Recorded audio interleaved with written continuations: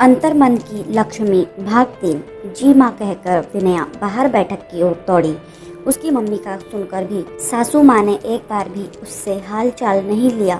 ये भी उसे अजीब सा लगा और एक पल के लिए नकारात्मक भाव भी आए। मैंने ही तो पहले ही पूरी बात बिना पूछे कह दिया, तो अब माँ भी क्या पूछती। मैं भी ना। ये सोचती हुई विनया अपने कमरे के नकारात्मक भाव को दूर करने में सफल रही। एक ही शहर में मायका होने के कारण विनया जल्दी से कैब लेकर अपनी मम्मी से मिलने चल पड़ी। मम्मी मम्मी भाई सौरभ के दरवाज़ा खोलने पर विनया सीधे अपनी मम्मी के कमरे की ओर दौड़ी। भैया मम्मी कहाँ हैं और भाभी भी नहीं दिख रही है, सच सच बताओ भैया। मम्मी संध्या को उनके कमरे में न देख सौरभ से पूछते हुए विनया की सूरत रोने जैसी हो गई। अरे अरे रोने मत लगना, वही तो उस समय बताने की कोशिश कर रहा था, लेकिन तुमने कॉल कट कर दिया। फिर मुझे भी लगा इसी बहाने एक चक्कर लगा लेगी। बहन को सोफे पर इत्मीनान से बिठाते हुए सौरभ कहता है, ओहो भैया पहेलियाँ मत बुझाओ, सीधी सीधी बात कहो। विनया झुंझला कर कहती है, अरे मेरी लाडो, गिरने से माँ थोड़ी डर गई थी तो दीपिका उन्हें डेट पर ले गई है। सौरभ बहन के बगल में बैठता हुआ हंसते हुए कहता है, डेट? असमंजस से विनया दोहराती है, हाँ जी हाँ, डेट लो, ये दोनों आ गई।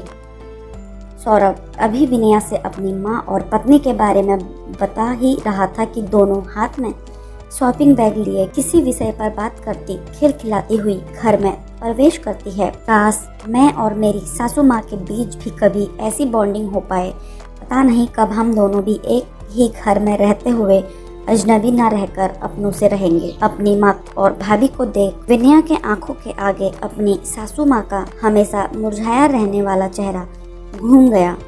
अरे विनया तुम कब आई? बच्चे माँ को देख विनया झट से उनके गले लग गई थी और संध्या उसके बालों को सहलाती पूछती है, बता तो देती ननद रानी, आपको भी डेट पर ही बुला लेती, हम दोनों गर्ल्स आउटिंग हो जाती। दीपिका शॉपिंग बैग सोफे पे रखती विनया की ओर घूम कर कहती है, आप लोग के जाने के बाद विनया की कॉल आई थी और आपके गिरने की बात सुनकर भागी भागी चली आई। सौरभ बताता है, ठीक है तो आज रुकेगी ना? संध्या विनया को थामे थामे सोफे पर बैठाती हुई कहती है, नहीं नहीं मम्मी, मैं माँ से कहकर आई हूँ कि रात तक आ जाऊंगी। विनया कहती है, क्या बात है ननद रानी, सासू माँ का इतना खौफ? दीपिका ननद को चिढ़ाती हुई कहती है, नहीं भाभी खौफ नहीं है, इसी बारे में तो आप लोगों से बात करने आना चाहती थी और इस विषय पर डिस्कस करके ही जाऊंगी। विनया अपनी भाभी के मजाक का उत्तर गंभीरता से देती है, जिससे वहां उपस्थित तीनों सदस्यों को स्थिति की गंभीरता का एहसास होता है। मैं कुछ स्नैक्स तैयार करती हूँ और शाम की चाय भी बना लाती हूँ, कहती हुई दीपिका खड़ी हो जाती है। तुम बैठो, अपनी शॉपिंग विनया को दिखाओ, तब तक मैं बनाता हूँ चाय और स्नैक्स। चुटकी बजाकर दिखाता हुआ सौरभ किचन की ओर बढ़ गया। दीदी आपको इसमें से जो भी भाए वो बिना हिचके ले लीजिए। दीपिका एक एक कर बैग से साड़ी सूट निकालती हुई कहती है, नहीं भाभी, अभी ये सब कुछ देखने सुनने का मन नहीं है, बस अभी मेरी समस्या सुनकर समाधान बताइए। विनया दीपिका के हाथों से बैग लेकर रखती हुई कहती है, माँ वो मेरी दोनों बुआ सास ने मेरी सासू माँ में इतनी कमियाँ निकाली हैं कि वो उस घर में रहती हुई भी नहीं है। कहती हुई विनया सिलसिलेवार तरीके से शुरुआत से लेकर अभी तक की हुई सारी बातों को उनके सामने रखती। माँ तो मुझसे काम की बातें भी नहीं करती है। अब मुझे समझ ही नहीं आ रहा है कि मैं कैसे और कहाँ से शुरुआत करूँ। अब आप लोग ही कुछ सलाह दीजिए।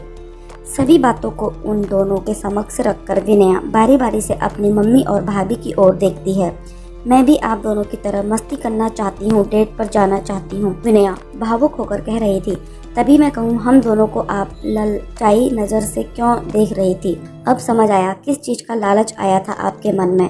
दीपिका विनया का मूड ठीक करने के उद्देश्य से कहती है, हाँ भाभी, सच ही आपने मेरे मन की बात पढ़ ली। आप दोनों को देखकर यही मन में आया कि काश हमारा रिश्ता भी कभी ऐसा हो पाए। विनया दीपिका से कहे का समर्थन करती हुई कहती है, टन टन, ये लीजिए आप लोग गर्मा गर्म चाय और प्याज के पकौड़े। सौरभ ट्रे लेकर किचन से बाहर आता हुआ कहता है, क्या बात है, इतने गंभीर और इस घर के लोग, ये तो अजूबा ही हो गया।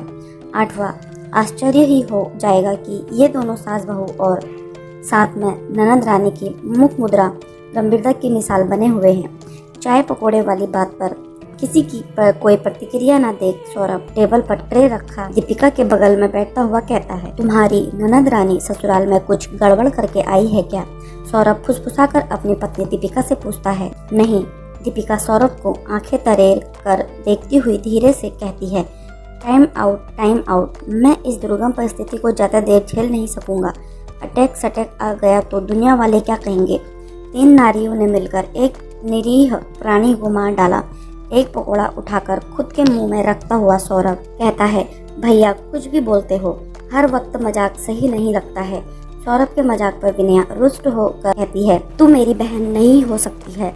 मेरी बहन तो हर समय खुश रहने वालों से थी। मम्मी, ये हमारी विनया नहीं है, देखो कैसे काटने दौड़ रही है। सौरभ अभी भी मजाक के ही मूड में था।